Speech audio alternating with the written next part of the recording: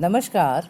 मेरा आज का विषय है आगमन शिक्षण प्रविधि, इंडक्टिव मेथड ऑफ टीचिंग। इस विधि में घटनाओं एवं तथ्यों के निरीक्षण तथा विश्लेषण द्वारा सामान्य सिद्धांतों को निरूपित किया जाता है।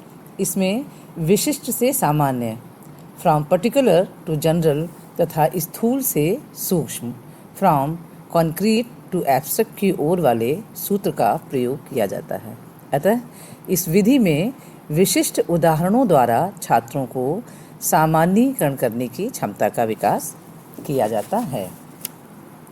प्रोफेसर कीन्स के अनुसार आगमन पद्धति में हम अनेक उदाहरणों के आधार पर एक सामान्य नियम की स्थापना करते हैं। प्रोफेसर मेहता के अनुसार आगमन पद्धति तर्क की वह विधि है जिसमें हम बहुत सी व्यक्तिगत आर्थिक घटनाओं के आधार पर कारणों और परिणामों के सामान्य संबंध स्थापित करते हैं। विज्ञान तथा गणित के सूत्र व नियम सिखाने में यह विधि अत्यंत सहायक है। जब भी बालकों को चिंतन का स्तर ज्ञान देना हो, यह विधि अत्यंत उपयोगी सिद्ध होती है।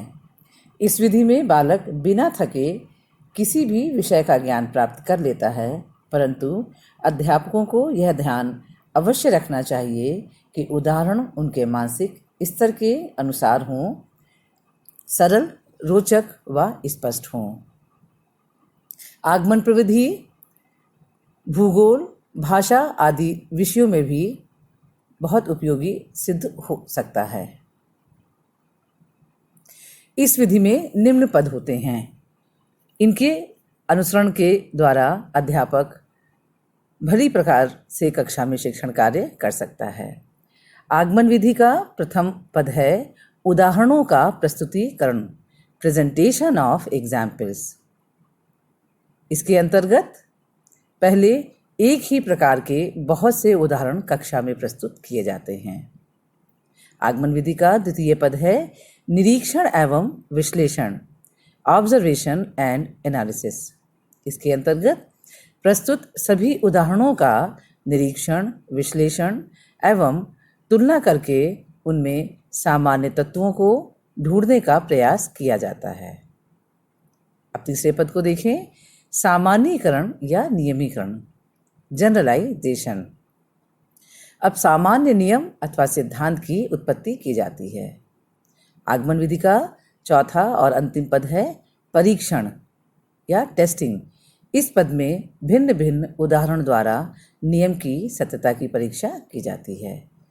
आगमन विधि कक्षा शिक्षण में बहुत ही उपयोगी विधि है। इसमें रटने की प्रवृत्ति पर अंकुश लगता है। इस विधि के द्वारा छात्र स्वयं नियमीकरण करता है। इससे नवीन ज्ञान स्थायी हो जाता है। आगमन विधि का एक और बहुत ही अच्छा गुण यह है कि इसमें छात्र क्रियाशील रहते हैं। इस विधि से छात्रों की जिज्ञासा, रुचि एवं मानसिक शक्तियाँ विकसित होती हैं। यह विधि मनोवैज्ञानिक है क्योंकि इसमें शिक्षण सूत्रों का प्रयोग किया जाता है। यह विधि बड़े तथा प्रतिभावान बच्चों के लिए बड़ी ही उपयोगी है। चूँकि इस विधि से सामान्य सिद्धांतों का पता लगाया जाता है, इसलिए इस विधि का प्रयोग करते समय यह ध्यान अवश्य रखना चाहिए कि छात्रों के मानसिक स्तर कैसा है।